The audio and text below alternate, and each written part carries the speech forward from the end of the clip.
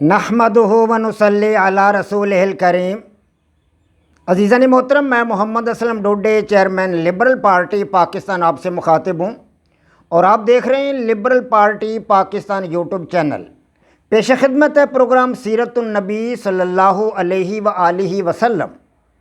عزیزان محترم، ہمارا آج کا موضوع ہے سابقہ موضوع کی طرح اعلان نبوت کے بعد قریش کے عزائم اور ابو طالب کا قصیدہ۔ عزیزان محترم، آپ اس حقیقت سے آگاہ ہیں کہ میں اپنا پروگرام سیرت النبی صلی اللہ علیہ وآلہ وسلم کافی عرصہ سے آپ حضرات کے سامنے پیش کر رہا ہوں، اور اس کے 100 کے لگ بھگ ایپیسوڈ اب تک آپ حضرات کے سامنے پیش کیے جا چکے ہیں۔ آج اس کا اگلا ایپیسوڈ ہے۔ عزیزان محترم، اس پروگرام کو پیش کرنے کا بنیادی مقصد یہ ہے کہ سیرت رسول اللہ صلی اللہ علیہ وآلہ وسلم سے تعارف اور آگہی حاصل کرنا، سیرت پاک کے پوشیدہ گوشوں کو وا کرنا، سمجھنا، اور سیرت رسول اللہ صلی اللہ علیہ وآلہ وسلم پر عمل پیرا ہو کر زیادہ سے زیادہ اجر و ثواب حاصل کرنا، اور سماج میں ایک اچھے، نیک اور ملنسار انسان کی خوبیوں سے اپنے دامن کو بھرنا ہے۔ اسی طرح سیرت رسول اللہ صلی اللہ علیہ وآلہ وسلم کو دنیا کے گوشے گوشے تک عام کرنا، اور سماج میں نیک، اچھی اور احسن اقدار کو فروغ دینے کے لیے اپنا کردار ادا کرنا ہے۔ عزیزان محترم، اسی طرح اس پروگرام کے مقاصد میں یہ بات بھی داخل ہے کہ سیرت رسول اللہ صلی اللہ علیہ وآلہ وسلم کے لیے تبلیغی مشنری اداروں کی حوصلہ افزائی کرنا اور مقدور بھر ان سے معاونت کرنا شامل ہیں۔ عزیزان محترم،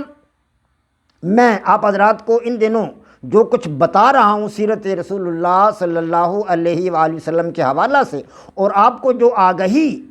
مہیا کر رہا ہوں، وہ یہ ہے کہ اعلان نبوت کے بعد قریش مکہ کے عزائم بڑے خطرناک تھے، اور انہوں نے حضرت محمد مصطفیٰ صلی اللہ علیہ وآلہ وسلم کو تکالیف دینے کے لیے ہر ممکن اپنی کاوشوں کو بروئے کار لانا ضروری سمجھا، اور بڑے بڑے سرداران مکہ اور متوسط طبقہ کے لوگ، حتیٰ کہ کمزور اور غریب طبقہ کے لوگ بھی حضرت محمد مصطفیٰ صلی اللہ علیہ وآلہ وسلم پر مصائب، دکھ اور تکلیفوں کے پہاڑ توڑنے لگے، آپ کے راستہ میں رکاوٹیں پیدا کرنے لگے، آپ صلی اللہ علیہ وسلم کو دکھ اور تکلیف کے میدانوں میں گھسیٹنے کے لیے آپ صلی اللہ علیہ وسلم کے گلے مبارک میں چادر ڈال کر آپ کو گھسیٹنے کی کوشش کی گئی، آپ کے جسم اطہر پر اوجڑی رکھی گئی، نماز کے دوران آپ صلی اللہ علیہ وسلم کے لیے کنویں کھودے گئے، آپ کے راستہ میں کانٹے بچھائے گئے تاکہ آپ صلی اللہ علیہ وسلم کو تکلیف ہو، آپ کے سر مبارک پر کوڑا کرکٹ ڈالا گیا، اور روزانہ ایک مائی کوڑا کرکٹ ڈالنے کے لیے اپنے گھر کے آنگن میں کھڑی ہوتی تھی، اپنے گھر کے دہلیز پر کھڑی ہوتی تھی، اور جب نبی علیہ الصلوۃ والسلام گزرتے تو وہ کوڑے کرکٹ کی ٹوکری آپ صلی اللہ علیہ وسلم کے سر مبارک پر انڈیل دیا کرتے تھی۔ نہ جانے کون کون سی تکالیف ہیں پیارے نبی حضرت محمد مصطفیٰ صلی اللہ علیہ وآلہ وسلم نے ارشاد فرمایا کہ میرے صحابہ تمام انبیاء کرام کی تکالیف کو اکٹھا کر لیا جائے تو وہ میری تکالیف سے کم ہوں گی، اور میری تکالیف جو مجھے عذاب میں مبتلا کیا گیا، تکالیف دی گئی، وہ اس سے 10 گنا زیادہ ہوں گی۔ عزیزان محترم، اسی لیے حضرت ابو طالب نے خاندان بنو ہاشم کو اکٹھا کیا، اور اکٹھا کر کے یہ عہد کیا کہ ہم محمد عربی صلی اللہ علیہ وآلہ وسلم کی حفاظت کے لیے تن، من اور دھن کی قربانی دیں گے، اور اپنی جانا آفریں کے سپرد کرنے کے لیے ہمہ وقت اپنے آپ کو تیار رکھیں گے۔ اور اسی ضمن میں انہوں نے ایک قصیدہ لکھا جو آپ حضرات کے سامنے پیش کیا جا رہا ہے۔ اس قصیدہ کے جو پچھلے اشعار تھے ان میں یہ بتایا گیا تھا، حضرت ابو طالب نے فرمایا تھا کہ ہم سال ہا سال تک لڑیں گے، مہینوں لڑیں گے، سال ہا سال تک لڑیں گے، اور محمد عربی صلی اللہ علیہ وآلہ وسلم کو قریش مکہ کے حوالے نہیں کریں گے، اپنی جان دے دیں گے، اپنے عزیز و اقارب کو اس میں ہلاک کروا دیں گے، مروا دیں گے، اپنے آپ کو ختم کر ڈالیں گے، لیکن محمد صلی اللہ علیہ وآلہ وسلم کو ان لوگوں کے حوالے نہیں کیا جائے گا۔ آگے وہ فرما رہے ہیں وَمَا تَرْكُ قَوْمٍ لَا أَبَا لَكَ سَيَّدًا، وَمَا تَرْكُ قوم لا ابال کا سیدہ، اور تیرے باپ مر جائیں ایسے سردار کو چھوڑ دینا کیسی بدترین بات ہے۔ اس سردار کو چھوڑ رہے ہو، محمد عربی صلی اللہ علیہ وآلہ وسلم کو چھوڑ رہے ہو، عبداللہ کے بیٹے کو چھوڑ رہے ہو۔ یحوز الزمارہ، یحوز الزمارہ،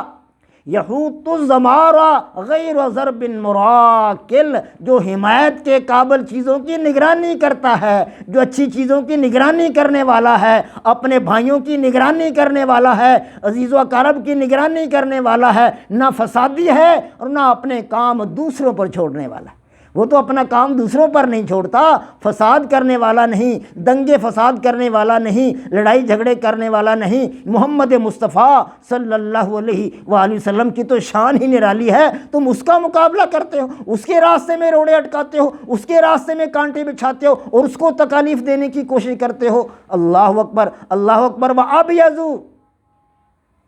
وَأَبْيَضُ يُسْتَسْقَىٰ الْغَمَامَ بِوَجْهِهِ، اگلا شعر بہت بڑا معروف شعر ہے حضرت ابو طالب کا۔ وَأَبْيَضُ يُسْتَسْقِي الْغَمَامَ بِوَجْهِهِ، جو ایسے روشن چہرے والا ہے محمد عربی صلی اللہ علیہ وآلہ وسلم، ایسے روشن چہرے والا ہے کہ اس کے وسیلے سے بارش کی دعا طلب کی جاتی ہے۔ اللہ اکبر۔ ایک دفعہ جب لوگ اکٹھے ہوئے کہ محمد عربی صلی اللہ علیہ وسلم بارش نہیں ہو رہی، دعا کیجئے، ہم تو ہلاک ہو گئے، برباد ہو گئے، ہماری بکریوں کے لیے، ہماری اونٹوں کے لیے چارہ نہیں ہے، کوئی ہریالی نہیں ہے، دعا کیجئے۔ نبی علیہ الصلوۃ والسلام نے دعا کی، خدا کے فضل و کرم سے اسی وقت بادل آئے اور گھن گرج دیکھ کر بادلوں کی اللہ اکبر بارش برسنے لگی، اور بارش کے ساتھ ساتھ اللہ تبارک و تعالیٰ کی رحمت بھی، اللہ تبارک و تعالیٰ کی رحمت کے خزانے نازل ہوئے اور لوگ دیکھ کر حیران ہو گئے۔ اسی طرف اشارہ کرتے حضرت ابو طالب فرما رہے ہیں وَأَبْيَضُ يُسْتَسْقِي الْغَمَامَ بِوَجْهِهِ، جو ایسے روشن چہرے والا ہے کہ اس کے وسیلے سے بارش طلب کی جاتی ہے،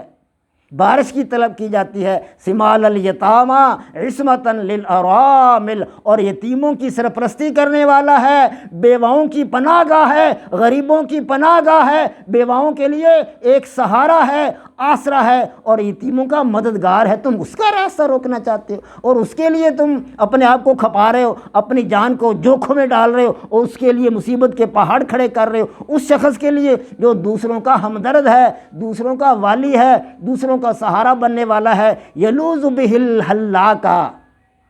اگلا شعر ہے یلوذ بہ الحلاقہ آل ہاشم،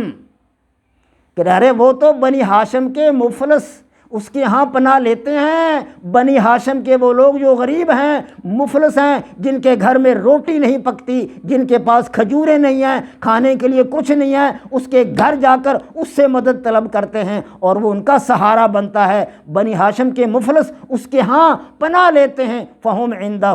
فی رحمتہ وفواضل، فہم عندہ فی رحمتہ وفواضل، اور وہ اس کے پاس ناز و نعیم میں اور اعلیٰ مراتب پر ہیں، اور بنو ہاشم میں سے جو بھی اس کے پاس جاتا رہتا ہے وہ اپنا سب کچھ بنی ہاشم کے لوگوں پر قربان کر دینے والا ہے۔ محمد عربی اپنا سب کچھ ان پر قربان کر دینے والا ہے، اور وہ محمد صلی اللہ علیہ وسلم کے وسیلہ سے، ان کی وجہ سے ناز و نعم میں ہیں، خوشیوں میں ہیں، ان کے گھر آباد ہیں اور ان کے گھروں میں رونقیں ہیں، اور وہ جو چیز چاہے محمد صلی اللہ علیہ وسلم سے مانگتے ہیں تو ان کی طلب پوری ہو جاتی ہے، ان کی خواہش پوری ہو جاتی ہے۔ وما علینا الا البلاغ۔ پاک فوج زندہ باد، پاکستان پائندہ باد۔